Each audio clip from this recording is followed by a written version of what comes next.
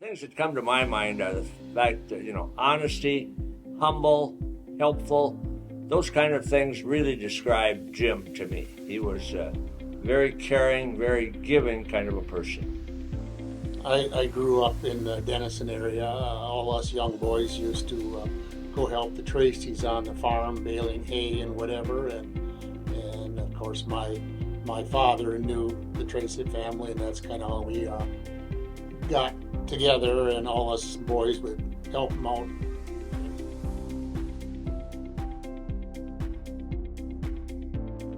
Well, like I say, it started out at 4-H. We were showing cattle together. Jim's just a couple years older than I am, but we had a lot of good times at the Rice County Fair showing cattle together. And then, my relationship with Jim over the years then became a little more casual. I would see him at auction sales, see him at the implement dealerships.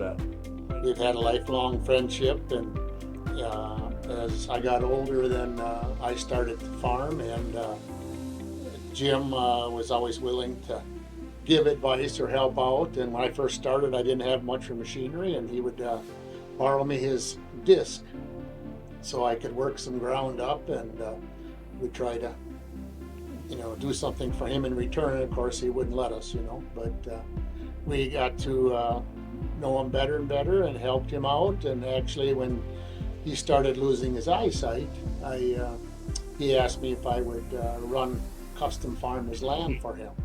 So I worked with him that way. And a few years before he passed away, he contacted me and wanted some input as to what he was going to do with his estate. And I worked with him in that capacity a little bit, and it changed over time.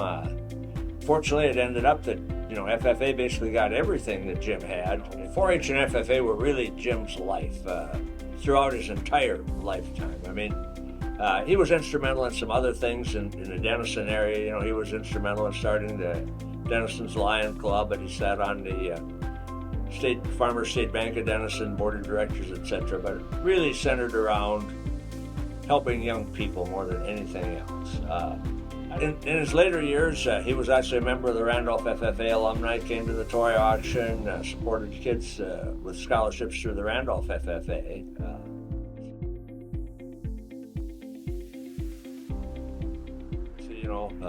In addition to the money that he gave to the Minnesota FFA Foundation, he did donate 40 acres of farmland to the Randolph FFA. And, his wishes were that, kids get hands-on experience with that 40 acres, that they made the decisions, with guidance from an FFA advisor, obviously, but kids made the decisions. Kids did the work. I mean, that's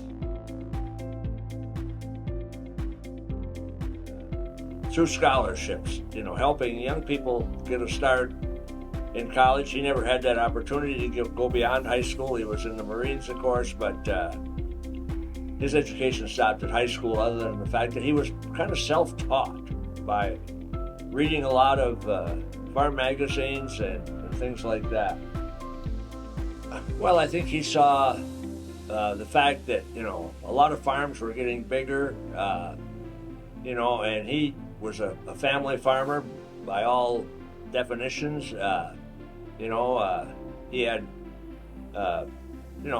2 smaller farms that he ran and operated that had a small dairy herd when he milked cows, etc. And he just thought that, connecting people with their roots of agriculture was extremely important, and especially with young people,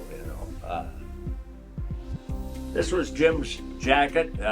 He graduated from high school in 1960. So, of course, it says vocational agriculture, not agricultural education. But as a co-trustee of the trust, we found this in the house. So this jacket is 65 years old, right here with Jim's name on it.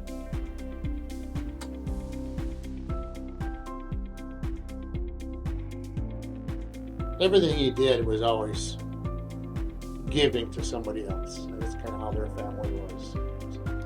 And he could see the best in everybody. A lot of people get bum raps, especially teenagers. The bad ones get all the publicity, but he could see the good in the kids that were out there.